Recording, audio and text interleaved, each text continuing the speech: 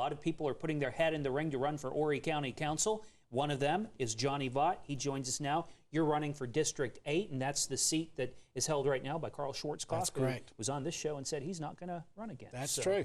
That's true. Carl's a great friend of mine. I taught with Carl at Horry Georgetown Tech for probably 15 years, so I've known him for a lot of years. Carl's a great guy, and you can't have a short conversation with Carl. Absolutely. Absolutely. And you can't get very many words in edgewise with him either, for sure. Mr. Vaught, tell us a little bit about who you are and why you're running for the seat. Okay, I'm a local. I was born and raised here and lived here other than my Navy time and my time in Columbia. I worked in Columbia after I went to school there and got my engineering degree. I worked there at Square D, and then I worked at Midlands Technical College for 5 years. And moved back here in '83, back home, and started my career at Horry Georgetown Tech as Department Head of Electronics Engineering, and continued that for another 26, 27 years. And I retired 2 years ago this May. And that's what I did. Why run for District 8? Why you all of a sudden want to throw politician into the resume? I have been questioned extensively about that. Are you crazy or what? You know, I understand.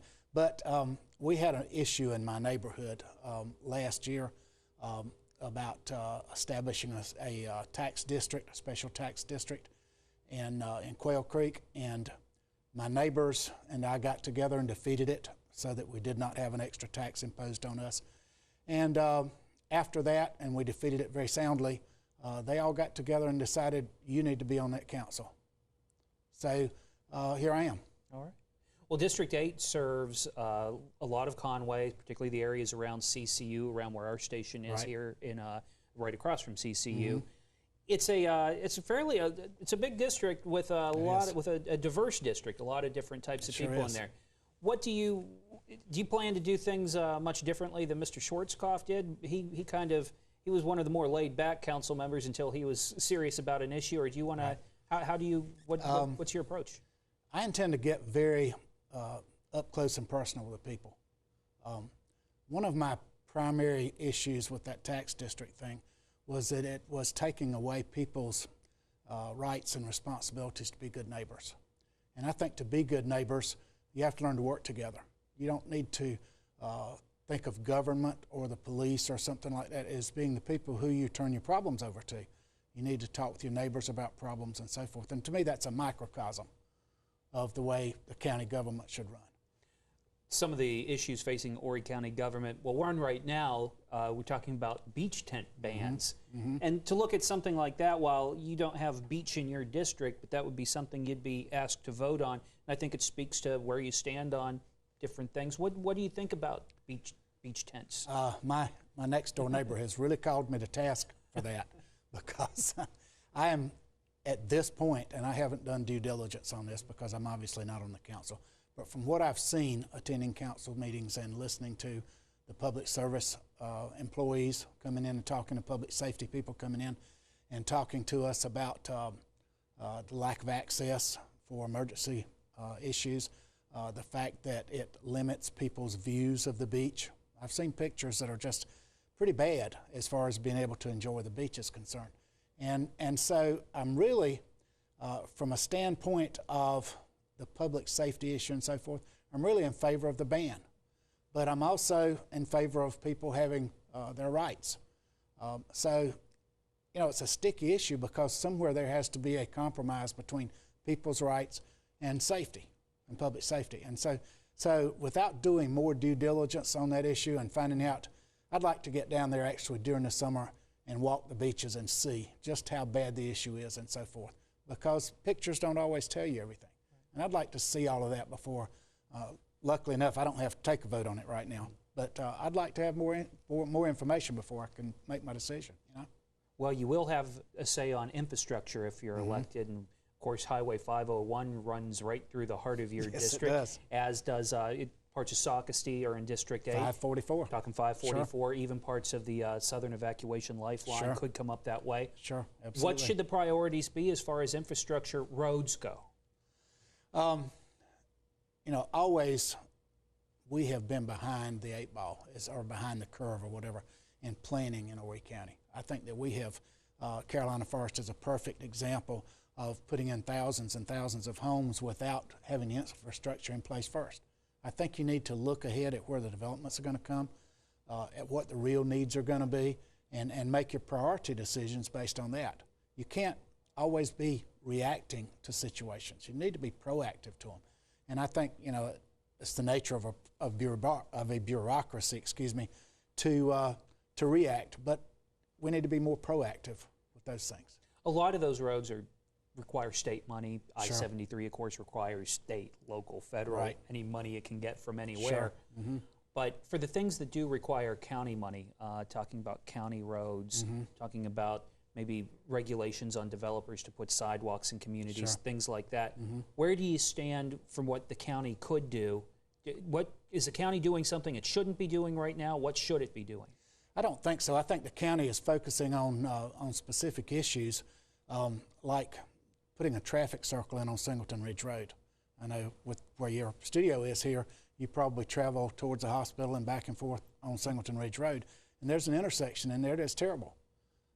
People are trying to get into Tech and out of Tech. People are trying to cut through by the medical plaza there, and there's just a weird intersection there, and we're talking about doing a traffic circle or a light or something like that.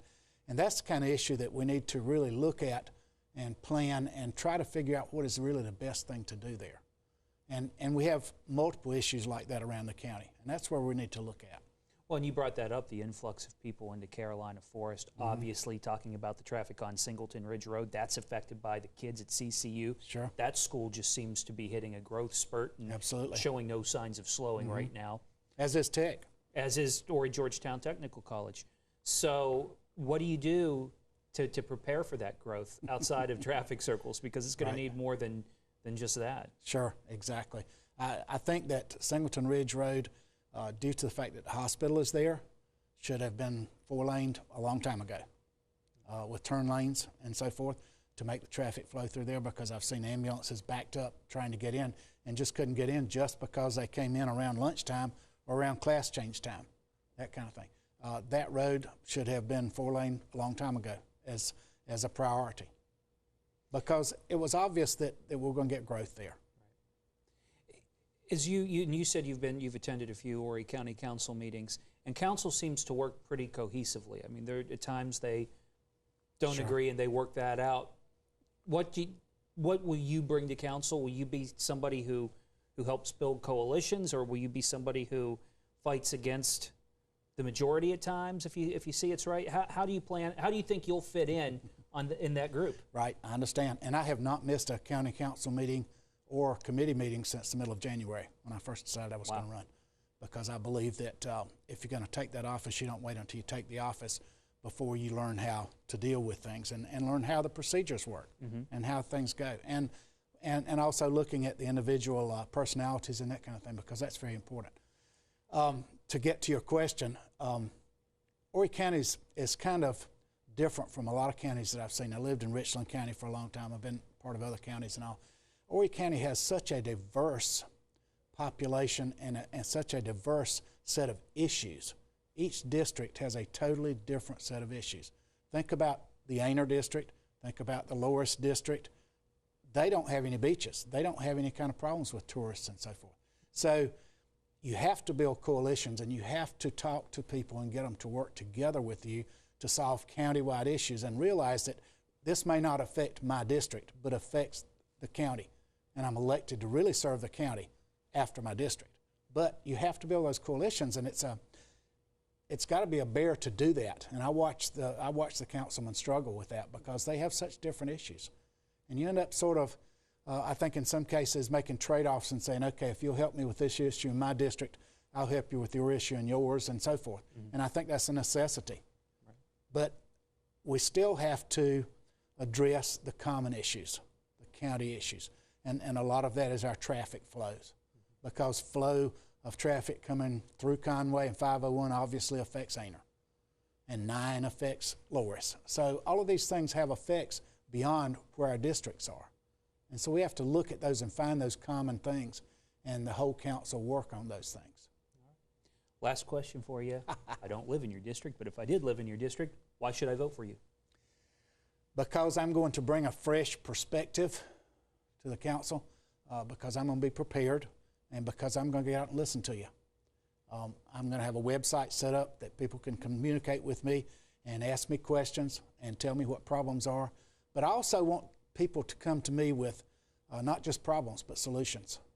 To come and say, we have a problem with so-and-so, and I think we could solve it this way if we did thus and so. Can we do thus and so? That, to me, is the way that I have to be a councilman, to be proactive when I know there's a problem and reactive when people come to me. Johnny Vaught, candidate for Horry County Council, District 8. Thanks for being with me this morning. Great. Thank you, Tim. Stay with us. We'll be right back.